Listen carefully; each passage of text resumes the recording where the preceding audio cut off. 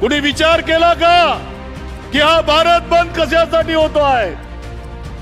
मागची लोकसभा निवडणूक 2024 ची आपण संविधानाच्या नावावर जिंकलेलो आहोत.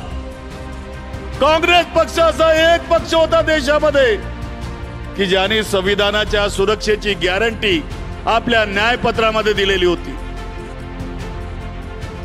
पार्लिमेंटचं पहिलं सेशन सुरू झालं या लोकसभेचं. दर दिवशी त्या ठिकाणी जर आवाज उचलण्यात आला असेल तो संविधानाच्या बद्दल उचलण्यात आला.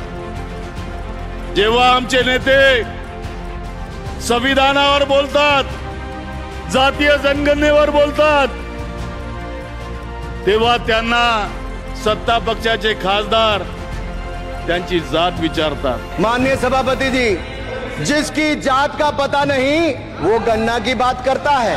अरे आज राहुलजींची जात विचारली, उद्या मंचकावर बसलेल्यांची जात विचारणार, उद्या तुमची जात विचारणार, उद्या बाहेर असलेल्या लोकांची जात विचारणार.